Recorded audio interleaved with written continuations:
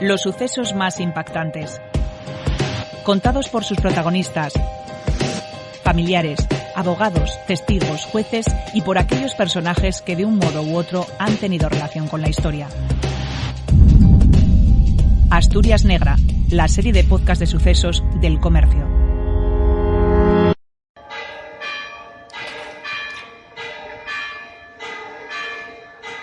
Este es el sonido de la guamba, la campana en activo más antigua del mundo, del siglo XIII, y suena desde la torre gótica de la Catedral de Oviedo. Esta catedral, que celebra sus 1200 años, ha pasado muchos avatares mientras repicaba su campana. Fue víctima del incendio que desoló la capital asturiana en 1521, de un rayo en el siglo XVIII, de la Revolución del 34 y de la Guerra Civil Española.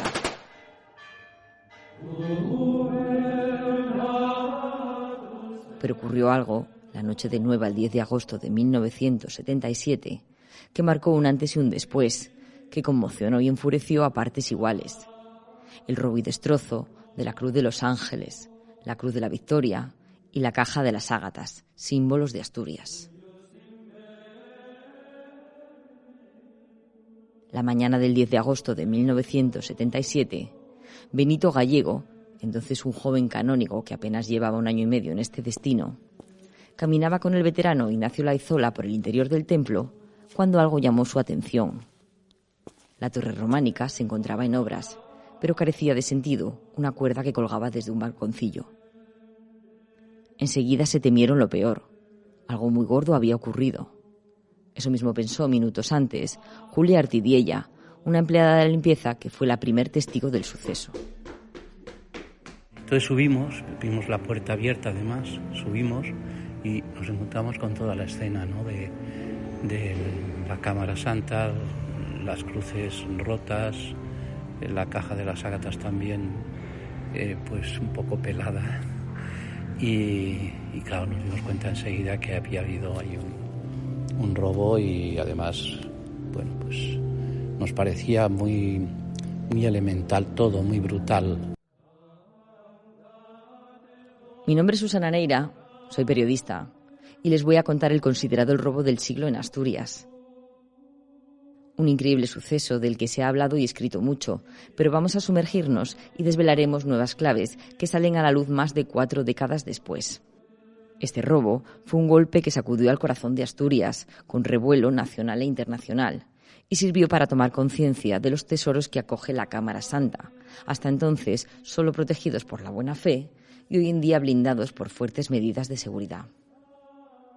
Entonces no nos podíamos imaginar una cosa así, por lo tanto no había alarmas en la Cámara Santa, las puertas eran mucho más débiles, con una ganzúa él había forzado la pequeña verja que había para acceder. Están escuchando El robo de la Catedral de Oviedo. En el interior de la Cámara Santa se protegen reliquias importantísimas, de un valor incalculable por su historia y simbolismo, no solo para los cristianos. Para situarnos, el deán de la catedral nos explica el origen y significado de estas joyas destrozadas, a las que arrancaron el oro y las piedras sin piedad hasta convertirlas en añicos. Son emblemas de Asturias, son tesoro la Cruz de los Ángeles. Es del año 808, es una maravilla, la Cruz de Alfonso II, es emblema de Oviedo y de la catedral. La Cruz de la Victoria es emblema de Asturias y también es una maravilla de Alfonso III del año 908. Y la Caja de las Ágatas también, igualmente es un relicario valiosísimo de Fruela II. Era del 910. Les voy a contar primero la versión oficial de lo que ocurrió, aunque luego abordaremos otra, que implica a más personas en la autoría. Empezaremos por la presentación del único condenado, un joven que hasta más tarde no sabría que había cometido uno de los robos más lamentados de Asturias. José Domínguez Saavedra era gallego, natural de Poyo, Pontevedra. Con 19 años, cuando cometió este robo, ya había pasado por varios reformatorios y por la cárcel. La tarde del 9 de agosto de 1977 se adentró en la Catedral de Oviedo como un visitante más y se ocultó hasta su cierre, con la intención de apropiarse de la recaudación de los cepillos y algún que otro bien de valor.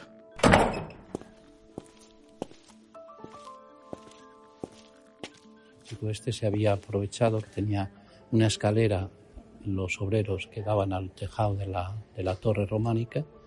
Él se había subido allí en el tiempo de que estaba abierta la cámara y cerraron, los empleados cerraron normal, no se fijaron más y él quedó ahí haciendo toda la noche lo que quiso. Guardó el tiempo suficiente hasta saberse seguro y con el templo oscuro y silencioso merodeó por el interior. Saqueó los cepillos, forzó varias puertas y llegó hasta la Cámara Santa. Deslumbrado por el brillo de las joyas, pensó que era su día de suerte y allí pasó horas a su antojo. Aquellas reliquias no le importaban nada y actuó sin ningún escrúpulo. Fue desmontando sobre todo el oro, incluso hizo algo de fuego. Creímos que sería para derretir el oro o algo así, no nos explicamos de otra manera. Habría alguna lata de conservas vacía. Quiere decir que estuvo horas tranquilo ahí haciendo esa operación. A primera hora de la mañana, cargado con todo lo que había extraído en una bolsa, abandonó el templo religioso y puso rumbo a Gijón en un taxi. En una escombrera de la calzada escondió parte del botín y con el resto partió a Portugal. Sí, desde entonces pues empezó a buscar el tesoro que se había llevado y al ladrón que lo había. Enseguida los policías se dieron cuenta que era alguien no era profesional. Eso es lo que se les ocurrió y les ocurría a cualquiera, tal como estaba aquello. Mientras Domínguez Saavedra escapaba, Benito Gallego seguía sin dar crédito a lo ocurrido. Aquello sobrepasó a todos. Joyas únicas e irrepetibles, con gran valor histórico y artístico, habían quedado destruidas. A la mañana siguiente, el periódico decano de Asturias, El Comercio, tituló lo ocurrido así: brutal insulto a Asturias. Y la prensa internacional habló de un ataque a España. Nadie daba crédito.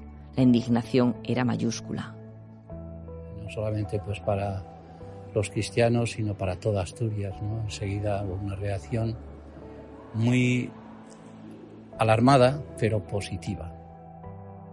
La sociedad asturiana, herida en su orgullo, salió a la calle para protestar el día 18 de agosto.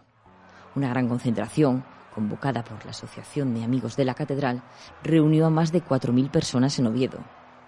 En aquellos momentos, el enfado era enorme. Cargaron incluso contra la Iglesia, preguntándole por qué estos símbolos de Asturias, con tantísimo valor, habían estado tan desprotegidos. Atacaba al Cabildo porque no había cuidado, no había protegido. Sí, tuvimos una manifestación, un día muy llena la plaza, en fin. Creo que no era justo, porque es que el clima era ese, no sé, de confianza absoluta, ¿no?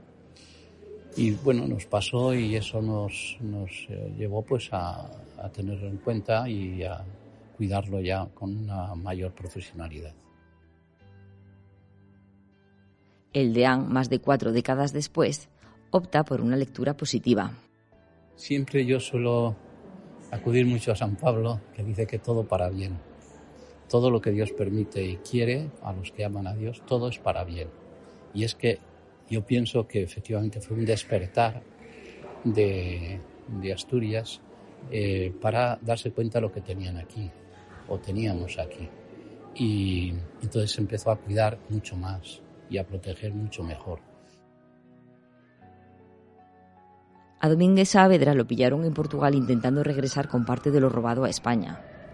Cuando lo localizaron, soltó el botín y huyó, pero días más tarde lo detuvieron al robar en una iglesia de Oporto. Habían pasado 34 días del saqueo en Oviedo.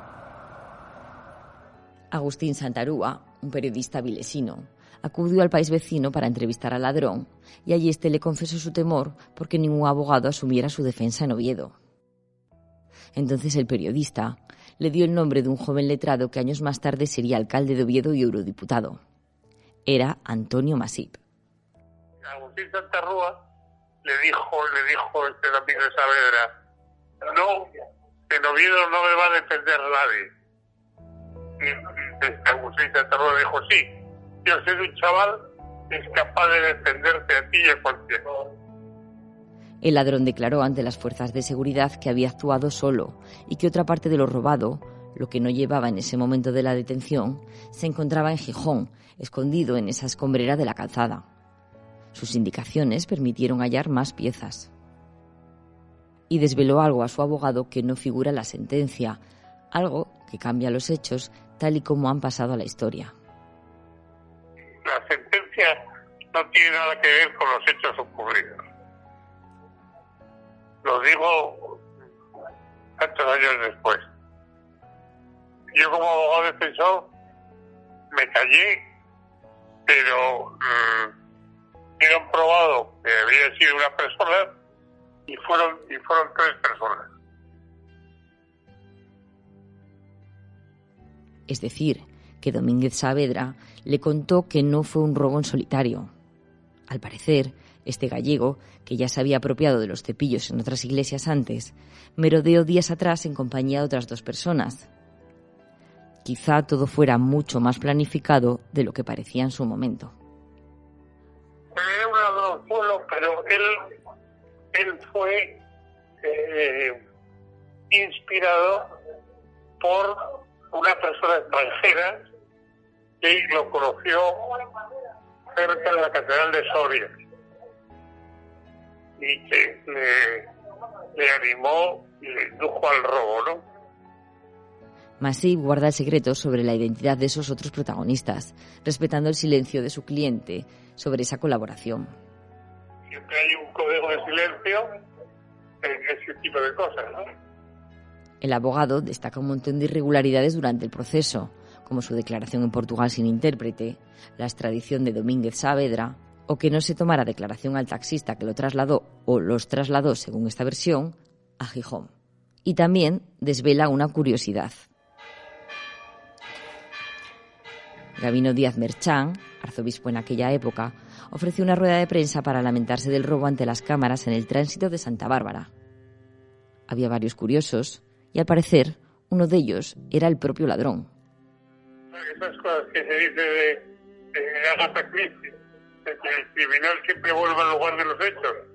Pues efectivamente, al día siguiente sale en Televisión Española en el sitio del crimen, vamos, en la catedral, ¿no? Con el arzobispo Gabino Díaz Merchán, sale yendo y es cuando se entera de las consecuencias tan impresionantes del hecho, ¿no?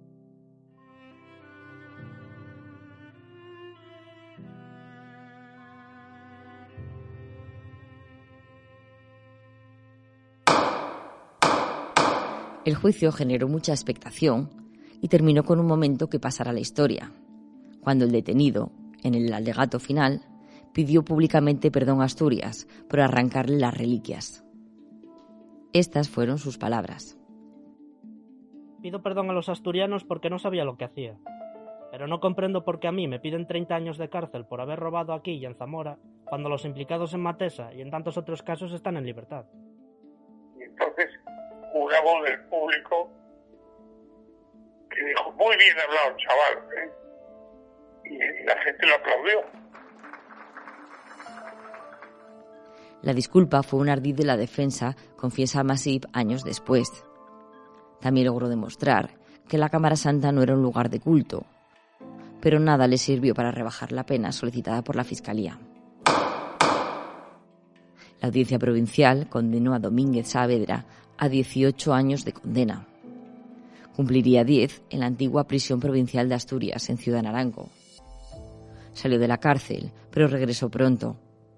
Mató a 2 portugueses, y finalmente murió entre rejas en 2012.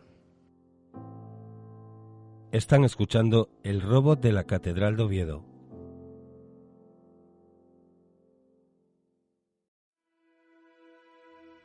De forma paralela, el gran reto era reconstruir esas valiosas piezas, esos símbolos de Asturias absolutamente destrozados. Con ese sentimiento de dolor y aún de sorpresa, el arzobispo Gabino Díaz Merchán tomó la iniciativa y creó en noviembre de 1977 la Comisión para la Restauración de las Joyas Históricas de la Cámara Santa de la Catedral de Oviedo. La integraron instituciones y asociaciones políticas, administrativas, técnicas y culturales. Cuando cogieron a este tipo y se recuperaron parte de las piezas ya, lo que era la chatarra, la rica chatarra, pero chatarra al fin y al cabo de lo que se había recogido, pues ya se empezó a hablar de restauración. El arzobispo nombra una comisión, esa comisión se reúnen, la primera decisión que toman a instancias de mi padre y mías fue que la cruz no saliera de Asturias, porque lo fácil en un caso de estos es hacer la nueva y coger y cortar por lo sano. Quien habla es Carlos Álvarez, el hijo de Pedro Álvarez, ambos reputados joyeros y con un papel fundamental en la reconstrucción de las reliquias. Mi padre le dijo allí en la comisión, en la primera reunión, que trajeran al que quisieran, al mejor del mundo, el que hubiera, un americano, un chino, un japonés, o que fuera el mejor del mundo, que lo trajeran a arreglar la cruz, pero que la trajeran aquí a Asturias. Se reunieron fotografías, informes y se tomó esa decisión que luego se determinó crucial. Mi padre había ofrecido los talleres de la joyería Pedro Álvarez de aquí de Oviedo, los había ofrecido para que trabajaran allí totalmente gratis y sin ningún, los ofreció para que pudieran trabajar a gusto, el que quisieran que pusiera a trabajar a gusto allí.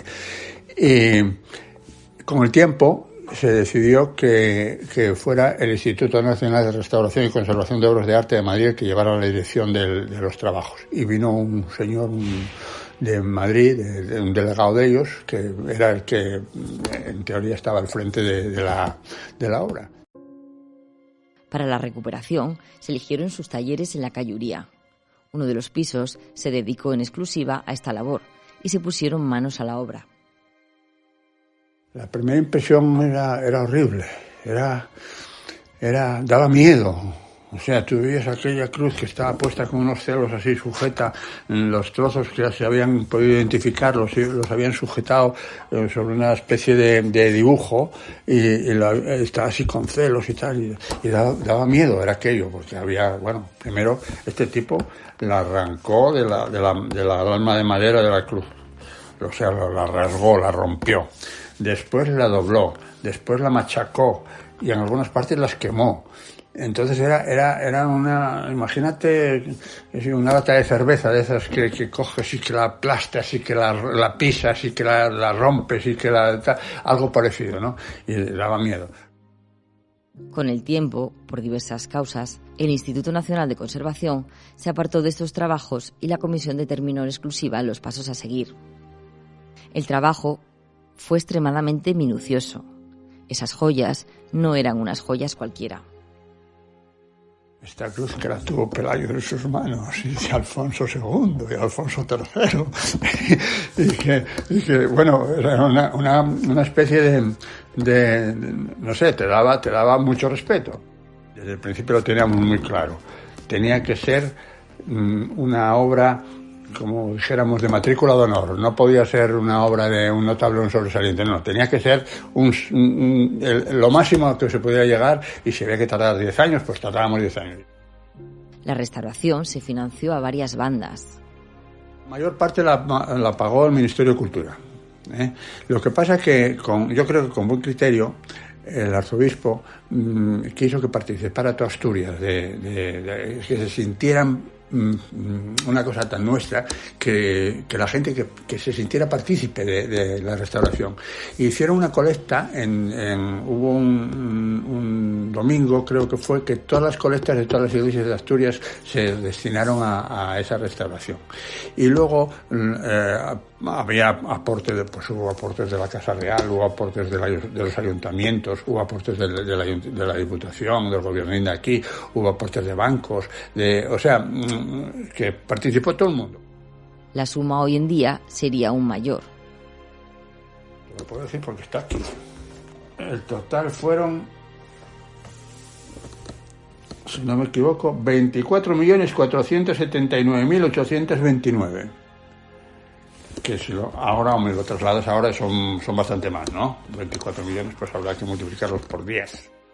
Primero entregaron la Cruz de la Victoria, luego la Cruz de los Ángeles y finalmente la Caja de las Ágatas. Estas dos últimas las depositaron el 14 de septiembre de 1986, 9 años después del robo. Una de las criterios que usaba la comisión, que fue la que puso los criterios arqueológicos de la restauración, fue que no se pusiera nada nuevo. Y lo que se puso nuevo no se soldó al original, que fue un acierto, porque luego se comprobó cuando apareció el broche de la Caja de las Ágatas, el broche superior, que apareció 10 años después, tirado en el cauce de un río seco orense. Una exposición de fotografías dio cuenta a los asturianos de cómo había sido ese proceso. 1 metro por 80 centímetros cada fotografía, y se iba poniendo cada pieza, cómo había llegado al taller, cómo había sido la primera fase de la restauración del metal, cómo se había hecho después la segunda fase de ponerle las piedras y de ponerlo tal, y luego ensamblada en la parte original. El resultado se puede comprobar hoy en día en la Cámara Santa. Y la verdad es que no hubo ni una sola crítica. Como era tan claro, se veía tan claro todo el trabajo, y que se había hecho bien, y que se había hecho sin añadir nada, y que la gente pues vio que la Cruz de la Victoria era la Cruz de la Victoria, que no era una cosa postiza que se había puesto ahí otra vez, que se había mal arreglado y que para cumplir y tal. No, lo que tenemos ahora en la catedral es la Cruz de la Victoria, incluso mejor que estaba cuando el robo. A pesar del tiempo transcurrido, Carlos Álvarez no pierde la esperanza de que aparezcan nuevas piezas de las originales para incorporarlas tras un robo tan absurdo. Fue una desgracia, una pena que se destrozara de una manera tan tonta. Verdaderamente hay que ser insensible para romper, por ejemplo, la Caja de las Ágatas. Tú llegas ahí a la catedral, a la Cámara Santa, ves la Caja de las Ágatas y ves una cosa tan guapa, porque es una belleza impresionante, la caja esa es una belleza, y ponerte a romper aquello, hay que ser insensible. La única parte buena de esta historia, de ese robo del siglo en Asturias, como les decíamos al principio, es que esto sirvió para tomar conciencia de la importancia de velar por los símbolos de Asturias, cobijados en una catedral que por suerte puede festejar sus 12 siglos con sus veneradas reliquias. Acaban de escuchar El robo de la Catedral de Oviedo.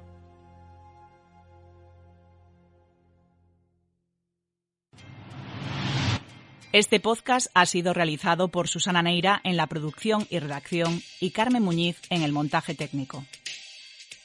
Para escuchar más episodios de Asturias Negra, visita elcomercio.es.